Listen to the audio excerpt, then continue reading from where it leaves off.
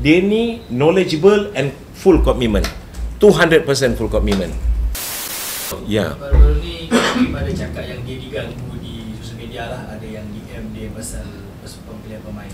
Apa komen Datuk pasal gangguan di Pangguan? Oh, dia ada mengadu dengan you ke apa? Dia ada cakap apa semua? Tak, saya tahu dengan ni. Siapa dia? Dia kan pengecut dengan Kemanggu ni.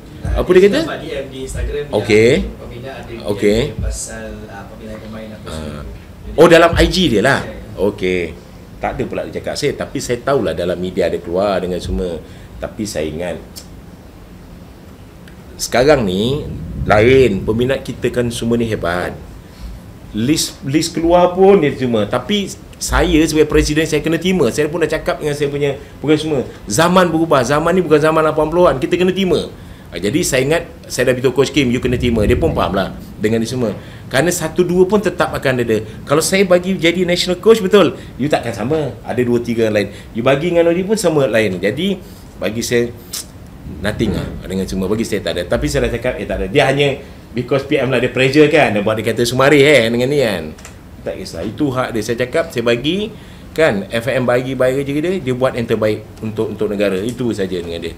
Saya pun tak boleh. Kalau tanya saya pun ada 2-3 pilihan saya juga. Tapi saya tak ada. Saya ikut dia. Kita yakin dia, kita pilih. Dia pun ada position, dia buat dengan semua. Tapi untuk gangguan, kalau tanya saya, dah keadaan sekarang dah berbeza netizen dia ada pandangan dia. You tahu siapa pun akan ada, betul kan? Farah pun akan kata tak boleh mengapa dia ni penjaga gol kan, betul dengan semua. Jadi saya anggap ni macam kecil punya hal lah dengan apa semua. Saya dah cakap dengan dia cakap dengan saya, dia kata tak apa dengan apa kesudahan dia kalau kita menang dengan ni. Tapi kita nak satisfy everybody susah lah, especially netizen kan dengan penyokong. Yang penting kita tahu apa kita buat, kita jalan. Okay. Tok, sejak pelantikan Kim Pangguan, kita nampak dia macam memang banyak sukses lah. Macam tadi Datuk Ibuddin cakap, dia ada sekali tu dia kata macam nak banyak menang ni, nanti kalah jangan marah kan. Tapi antara karakteristik Kim Pangguan ni, apa yang buat Datuk Amiddin tertarik pada dia and nak ambil dia sebagai head coach of Malaysia daripada ramai-ramai orang kat dunia ni?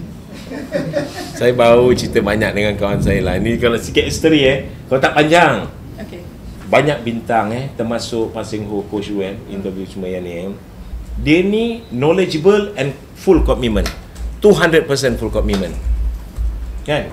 Maksud dia macam mana kata mak dia tahu apa dia buat, dan lepas tu dia tak ada buat apa, dia terus buat kerja dia. Macam tu, full commitment. Dia ada knowledgeable and full commitment.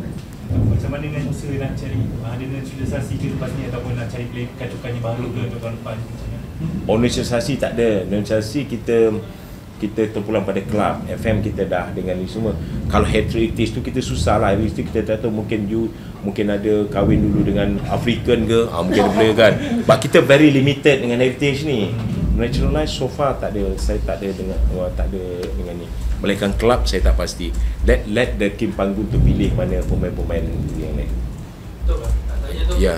Untuk under 23 okey, boleh. Betul. Ada untuk sekali tu. Ya. Apa kesalahan FM untuk under 23? Under 23 today dah start meeting. Sudah start training hari ni. Dan saya dah discuss dengan coach tengah prepare insya-Allah untuk preparation dia untuk 15 April mereka akan ke Doha kan untuk tournament sampai 4 Mei. Jadi daripada awal 1 April tu semua kita permintaan coach untuk pergi kalau boleh overseas. Dan salah satu saya amat untuk dekat tempat Doha untuk players to acclimatize dia punya apa tu jet lag tu, because 5 hours and also few friendly game. Jadi saya tengah usaha untuk melakukan Qatar 2 game dan kelab Qatar untuk ke Doha. Jadi itu beside dia punya training sini, dia dalam friendly match dengan kelab pada kali ni masa national team training ni, dan preparation for maybe ada training from February March, dan tak ada masa lah untuk buat ni. Kalau kita lihat under 23 kita ni jarang terjadi kita dapat layak dengan keadaan jumlah mata tu. Kalau tuan-tuan semua tahu, tengoklah tu. Ini miracle. Time Datuk Ong Kim Swee tu kita jadi beat home, kita menang dengan China, semua unbeaten dengan draw, tapi kita kalah juga because jaringan gol, because ada group main lewat malam. Ini pula kita main, kita kalah, kita menang 1, draw 1, kita pun sama point dan kita hanya menang, kita less yellow card. Kita less yellow card dekat situ dan kita layak. Tapi saya dah cakap dengan tim, saya dah cakap dengan kaunselor saya bangsa saya kita tak nak menyerah kalah walaupun semua, kerana saya tahu tim ni good dan kita pun mungkin dapat 1-2 khabar gembira tentang penambahan ada pemain.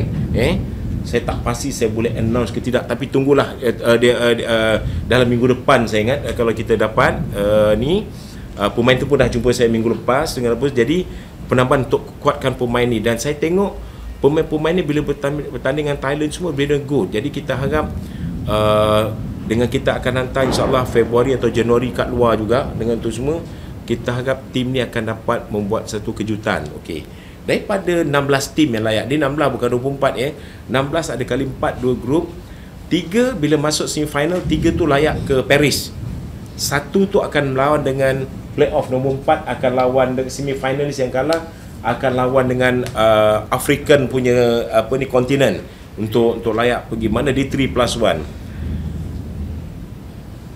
Saya punya harapan tim ni untuk kemudian untuk layak ke quarter final. Bila kita masuk quarter final, there is something like macam final dengan semua. Tapi apapun kita tunggu 16 November untuk draw. Dan kalau katakan compare dengan national team under 23 dia ada punya gap tu ada lebih dekat lagi kalau compare dengan senior. Jadi kalau kita nak fokus untuk tu, kita kena tengok grouping dulu 16 November ni. Sometimes kita maybe ada sikit luck dekat situ tapi dapat luck tu pun kita kena usaha kuat baru dia dapat dia punya luck tu. Jadi tapi undian tu pun kadang-kadang memberi kesan juga dengan situ. Jadi 16 November akan draw, kita akan tengok. Kalau kita layak for top tu, kita layak quarter final. The quarter final macam final. Mana quarter final is a do or die, you going to semi final. Semi final tu kita dah macam Note 3 akan layak pergi Paris, satu tu semua. Tapi walaupun saya tahu ramai orang tak ada put harapan tu, saya dengan saya punya tim semua memang saya push maksimum tim ni. Saya hantar tim ni kat mana yang sepatutnya untuk diorang training. Kerana saya tengok under 23 ada few good good players kat situ, banyak good size dengan untuk under 23 ni. So itu memang kita pun fokus juga untuk tim. Mereka boleh start hari ni training hari ni dah. Tadi dah banyak soalan sangat kita nak tanya lah, itu macam plan kedua ni untuk menguasai ASEAN dan mencabar Asia. Ada KPI tak tu? Mungkin kita nak juara AFF ke sebab tak ada. Kita dah lama ke macam tak ada. Dengan ini kita tak ada put that semua. Tapi kita dah seperti kita cakap, kita bersaing dekat peringkat Asia. Kita tengah menuju kat situ. Itu yang saya kata 19 sampai 10 tu. Itu tahap dia. Bila you dah dapat pasal situ, you dah coming ke bawah dengan sana. Jadi kita go dekat sana. Jadi pasal AFF ni pula dia bukan dalam FIFA kalender. Jadi kita tak dapat pemain terbaik pun memberi kesan. Memberi kesan kepada kita. Bagaimana keadaan padang selection tu? Adakah dah cukup sedia ataupun kalau saya tengok 2 minggu lepas dan impactnya saya dah tengok pada last week juga, keadaannya bukanlah saya kata tapi lebih baik daripada dulu. Memang good dan ready dan tak digunakan untuk semua, dan in fact kita pun takkan ada latihan kat sana. Tim pun dua-dua tak ada latihan dekat sana dengan sana. Jadi selepas 2 minggu tu saya jangkakan dalam 70-80% memang dalam keadaan top untuk bermain lah. Lebih baik daripada Pestol Merdeka. Itu dah confirm. Kerana apabila saya tengok yang sebelah tepi ujung sana je yang tinggal. Yang lain tu dia dah memang daripada last week saya dah tengok dah makin okey, hanya di sebelah side sikit penyokong sebelah sana je nampak ada. Tapi dia dah kuat untuk kita buat dengan rumput sana sikit. Because matahari kan tak boleh kat sana. Lain semua tempat dah insya-Allah saya ingat boleh baguslah. Yalah, kalau kita pergi mana-mana stadium pun ada je yang tercabut dengan apa semua, betul kita pergi kan. Sama juga dengan apa. Tapi ini baru dan saya rasa lebih baik daripada masa Pestol mereka itu. Untuk mungkin ada pengesahan dia mungkin lebih semangat kalau dia boleh bawa daripada stage ada boleh bagi dia ranking macam mana. Okey. Saya perlu nyatakan sini, dia senada sentiti lagi keluar. Saya tak pasti nak keluar tak, tapi saya go for the regulation FIFA FMFC. Regulation dia adalah tidak boleh memenangkan mana-mana pun semua selain pada 2 pasukan. Itu regulation. regulation. Kalau A lawan B, A dengan apa semua B. Tetapi kita tahu di several sensitive semua, kita tak menahan apa. Saya tu this a very above board punya ni semua.